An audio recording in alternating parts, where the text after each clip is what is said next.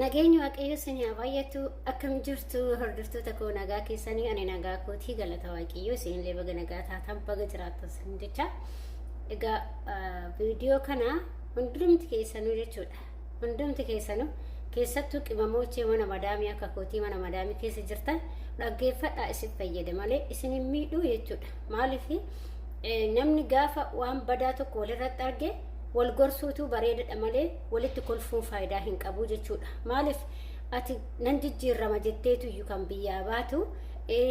maatii kootiin jijjiira jetteetu kan biyyaa baate malee nutti toleetii miti biyya ormaa keessa waa hundasaa gaddas gammachuus osoo uffachuu bakka dharraatu osoo nyaata gaarii dharraatu osoo maatii kee dharraatu obsitee gola madaamii keessa taa'uun keenya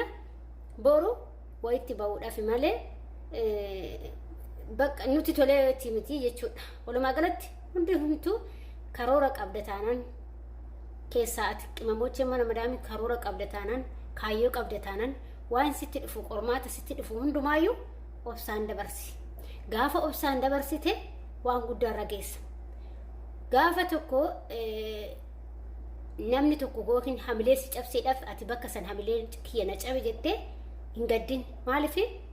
namni ilmi namaa duubatti si hambisuudhaaf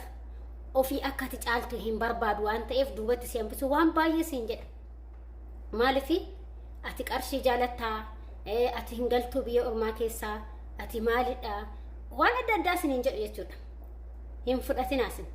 nama kaayyoo qabu taanaan jecha namaa fi gocha namaa sirmaa gongumaa hin dhagayin ati nama boru kaayyoon qaba yoo ta'a jette ta'e yoo ofan jijjiira jettu ta'e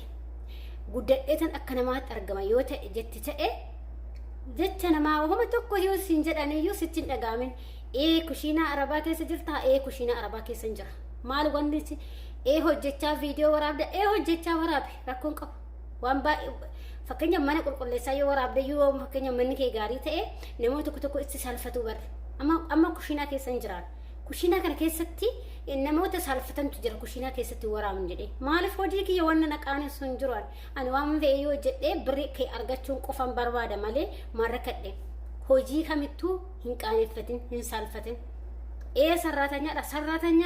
sarratanyaa taananuun biyyaa bahe jedhi baqa abbaan fedhe yoo amilee inni si tuquuf deeme yookiin jechan taane yoo sin jedhe hin fudhatin ati jecha san jechuudha abadan hin fudhatina maaliif duubatti si hambisuudhaaf na caalti waan sin jedhuuf abbichisu waan baay'ee sin jechuu danda'a akka waan si jaalatuuf sitti fakkeessa jechuudha hin dhagayinati kaayyoo baateef karoora baateef qofa irratti xiyyeeffadhu abbaan fedhe waan fedhe yoo sin jedhe ati duubaa dhuftee tartaa waan ta'eef kaayyoo qabda taanaan kun immoo qimamocha mana madaamii fadhaamaa jira kan akka kootii jechuudha maaliif nuti waan baay'ee nuun jedhu waan baay'ee waan hedduu nuun jedhu jechuudha kan qarshii jaalattan nuun jedhu eeyyen qarshii jaalannaa nu biyyaa bahe qarshii jaalannaan malee sila maal gochaan kushiinaa arabaa keessa ta'a qarshii jaalannaan dhuftanii miti namni kamiyyuu hundumtuu qarshii jaalannaan biyyaa bahe malee yeroo jaalachuu baate biyya ofii keessatti fataa jedhee jiraata jechuudha garuu ishee barbaada bayyaa baane ishee hin jaalanne jaalannaan biyya ormaa keessa teenya malee osoo jibbine maal gochaa teenya madaabidhaan ifatamaa daa'imaan ifatamaa hojiin biyya arabaa dugda nam futaa waan baay'ee ifatamaa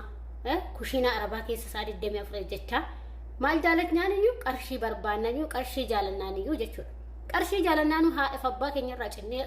kophaa keenya mee mana namaa kushiinaa arabaa keessa jira kanaaf jennaan immoo namoonni akkasiin jedhu ati gurran kennanii fi yoo asiisitti namni asiin gadi baasees jala hin dhagayiniyyuu abbicha san jechuudha maaliif ati boru kaayyoodhaaf han deema yoo taate karooraaf han deema yoo taate waan namni siin jedhu hin dhagayin kan kee qofa bichaadha kaayyoo qabda taanaan ilmi namaa moo akka duubatti si hambisu beeki waan baay'ee hamilee dhasdeefi ugaa shanteechee ugaa furteechee ugaa jaateechee sin jedhe inni sin baasne isaas sin baasne situ beeka ugaa kudha illee teeche kaayyoo keessattu beeka malee namni sun sii beekuu hin danda'u hamilee keessa cabsuu waa hedduu siin jedhu akka waan ofii isaaniitii si baasaniitti waan baay'ee siin jechuu danda'u akka ati isaan hin caalleef duubatti si hambisuudhaaf hamilee si cabsu waan ta'eef ati hin dhagayin jecha namaa jechuudha walumaa galatti gochaaf jecha namaa hoo dhageessan ta'e duubatti haftu waan ta'e hin dhagayin bakka kaayyoo keetii fi karoora kee qofa beek jechuudha. Inni biraa immoo mana madaam keessatti nama aarsu ijoollee isaan nama aarsu ijoollee baay'eedha. Ijoolleen hiriirni gootii ijoolleen maardha minnu gubduu ijoollee na gubi jettan obsaa homaa miti. Waa hundumaa gaafa obsitu wayitti ba'uu dandeessa. Qormaata gaafa qormaan sitti cimee jedhee qormaata san nama darbetu obsee bakka qormaata san sirriitti qo'atetu darbaa miti. Ijoollee mana madaamii keessa jirullee akkas waa hunda dandeenye ifannaa isaanii dandeenye qoonqoo agabuu dhimbeettanii akkatti ijoollee qoonqoo agabuu bulchaa jiran baay'eetu jira. Isa dandeenye ifatamne akka saree dhaabee sareen biyya faranjiitti bee sadarkaa lammaffaadha moo sadaffaarra jirti ijoollee sareen kabijaa qabdi garuu nuti kabijaa haga saree sanuu qabnu jechuudha. Ilma namaa taanee jechuudha biyya arabaa keessatti dhaggeeffadhu. Kanaaf waan sitti dhufu hundaayyuu qormaata sitti dhufu hundaa obsii keessa darbi malee icci jettee ifattee fiiddeen galin waggaa takka waggaa lama hojjettee osoo mana hin ijaarratin osoo waa hin godhatin maal faayidaa sii qabaree obboleetti koo waa godhadhu dura waan tokko godhachuu yaada. Yeroo fakkeenyaaf namni maatii ofiitis hin gargaarta maatii ofiitis immoo yeroo hunda gargaaruu osoo hin taane yeroo maatii gargaarantu jira. Waa'ee sanii immoo yeroo biraan qabadhee gorsa sansanii dhufa jechuudha. Yeroo akkamii akka maatii keessan gargaartanii jechuudha. Innaa akkasii siniin jedha hordoftoota kiyyaa har'a kuni dhaamsi kun shamarran qimamochee akka kootitii fi yoo sinitti tole kana laayik sheerii gochuun dagatinaa koppiliinkas gochuun dagatinaa isiniin jaaladha isiniin kabajaa gorsi koo yoo sinitti tole immoo laayikii godhaayi sheerii godhaayi koppiliinkii naa godhaayi isiniin jedha isiniin jaaladha isiniin kabajaa akkasuma immoo ijoollee na jaalattanii profaayilii kiyya jala dhaqaatti yuutuubii kiyya sabskraayibii naa godhaayi har'allee si fayyaduu baatu gaafa biyya galee ji'a muraasaaf biyyaawwan galee si fayyadaa jechuudha waan baay'ee barumsa baay'ee achiin nan dabarsaa jira jechuudha. Innaa gaafa galees immoo abdii waaqayyootiin barumsa guddaa achiin dabarsa jedhee waan isin irraa baratan hedduu isinii dabarsa jedhee abdii guddaan qaba. Kanaaf immoo na jajjabeessaa isiniin jedha warri na jaalattan qofti warri na jibbatanis maaraan immoo hunduma keessanuu isiniin jaaladha amantaadhaan kutaadhaan gandaa osoo waliin qoodin hunda keessanuu isiniin jaaladha isiniin jedha. Bye bye.